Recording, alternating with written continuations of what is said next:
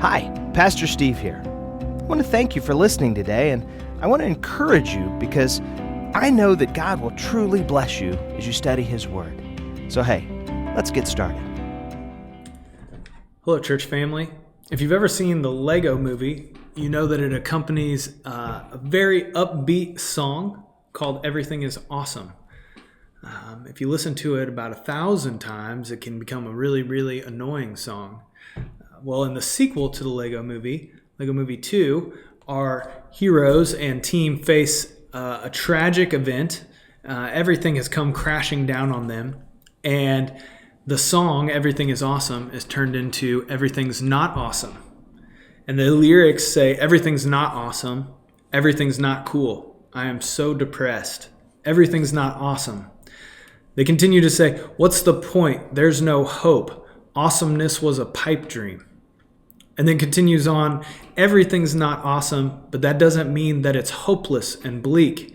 Everything's not awesome, but in my heart, I believe.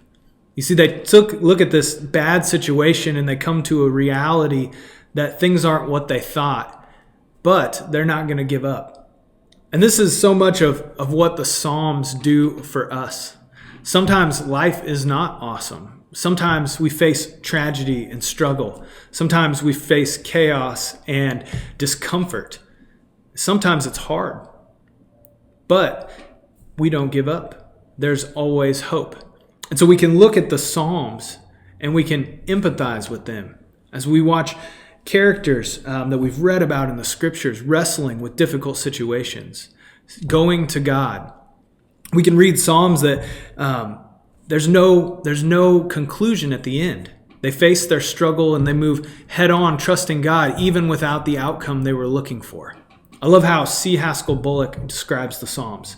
He says, there is a shared humanness in the Psalter that appeals to the strongest and the weakest of us. It takes hold of us where we are, in our personal troubles and corporate crisis, when our joy is inexpressible and our pain is unutterable. This shared humanness, part of the power and the mystery of the incarnation, undergirds us when we feel utterly abandoned, when the tensions of life capture us in an inescapable web, or when our souls surmount the pinnacle of human achievement. We observe that the Psalms bring us to the heart of God and to the heart of our human condition. The Psalms examine the problem in light of the solution, and they bring the solution to bear directly on the problem. Whatever the problem may be, the Psalms do not avoid the problem. They embolden us to face it and write our name on it, and with that courage to put the problem in the light of the solution. So as we're walking through the Psalms, I want to challenge you to look at the authors and what they're writing, to express your own feelings, frustrations, thoughts to God in the same way. Today we're going to look at Psalm 4. So if you have a Bible, open it up to Psalm 4, and I'm going to read that for us. Answer me when I call, O God of my righteousness. You have given me relief when I was in distress. Be gracious to me and hear my prayer. O men, how long shall my honor be turned into shame? How long will you love vain words and seek after lies? But know that the Lord has set apart the godly for himself. The Lord hears when I call to him. Be angry and do not sin. Ponder in your own hearts, on your beds, and be silent. Offer right sacrifices and put your trust in the Lord. There are many who say, who will show us some good? Lift up the light of your face upon us, O Lord. You have put more joy in my heart than they have when their grain and wine abound. In peace I will both lie down and sleep, for you alone, O Lord, make me dwell in safety. The author here is making his own struggles very transparent, very authentic to all the people around him. He's putting on display the trial that he's facing. And he's doing this so that they may know where true happiness is found. He uses his own personal distress, his own personal struggles to encourage others to not love or seek after emptiness or the ways of the world. He envisions many people asking in verse 6, who will show us some good? And throughout this psalm, he expresses his trust in the Lord and gives us an account or gives us a testimony to the joy that the Lord has given him. And he exhorts the hearers. He challenges them to a life that honors God through obedience. And so using his own struggles and his own need for God out of his own despair, he becomes a source of strength for others, for the people around him. This is so backwards to the way that we do things in life. In life, we feel like we need to act strong or put on a facade of togetherness. We have to act like everything is right and perfect in order to show strength. Here the psalmist says it's actually the opposite. It is in our distress, it is in our discomfort, it is in our struggle that we show the strength and the ability of God. And so today, how can we find ourselves in this story? In the midst of this tragedy that's going on around us, how can we find ourselves as a vessel for God to display his strength? Let's look at verses 4 through 6. He says, "Be angry and do not sin. Ponder in your own hearts on your beds and be silent. Offer right sacrifices and put your trust in the Lord. There are many who say, 'Who will show us some good?' Lift up the light of your face upon us, O Lord."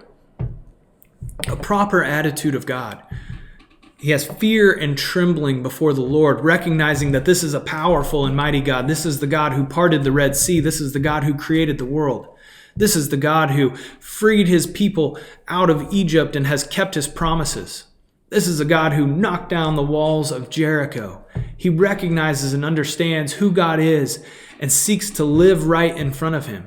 He seeks to honor him through his prayers in quiet and secret. He leads us to a state of reliance and dependence on God alone. And this is how we should act in this time. He asks God to shine the light of your face upon us. And so when people ask, where will we see good? We show them through the light of God shining on us. No matter the season, whether we have plenty or whether it's a famine, let us overflow with the joy that only you can bring. He says, "You have put more joy in my heart than they have when their grain and wine abound." It is handing oneself over to the Lord, a reliance on his power and his love, and a conviction that God is for us that allows us to put this joy on display for those struggling around us.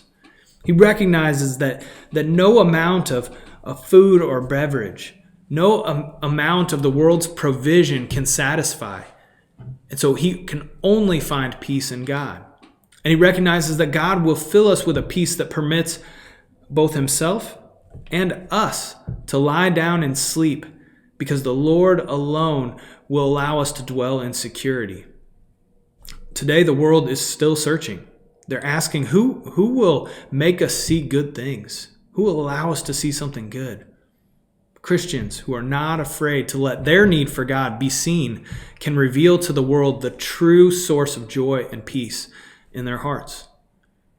Christians who will allow themselves to display their struggles, display their discomfort, can show the strength of God on display in their lives and their hope. Peter sums it up this way in 1 Peter chapter 3, verse 15. He says, "Always have your answer ready for people who ask you the reason for the hope that you have." We as Christians always need to be ready to show who it is that is strong, who it is that is in control, who it is that we have placed our trust in and our dependence on. Because God is powerful and in control. At the end of the first Avengers movie, there is a dialogue between Loki, the villain, and Tony Stark, or Iron Man, one of the heroes. They're going back and forth about an impending battle. And Loki says, "I have an army amassed from all of the galaxy." Tony Stark chimes back, "We have a Hulk." Loki comes back at him, saying that he is going to rule Earth and sit on a throne above it. And Tony Stark has a line that says, "What you're missing is there is not a throne for you. There is no version of this where you come out on top." You see, he's placing his confidence in a team of superheroes going up against someone with evil intentions. And any analogy we come up with to describe God is going to fall flat and it's going to be poor. But the truth remains. When we face obstacles and trials of this world, and when we stand against the forces of this world, we should have a bold confidence because we know who is with us and who is for us.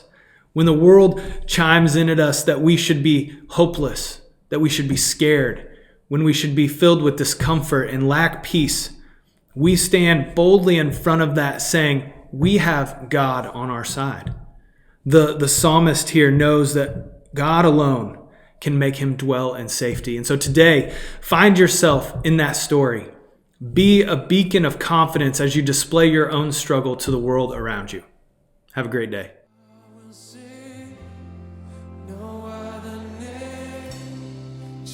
Thanks again for listening today. We'd love to hear from you. If you'd like more information about our church, or if you just want to share what God's been doing in your life, drop us a line. Give us a call. Again, may God bless you.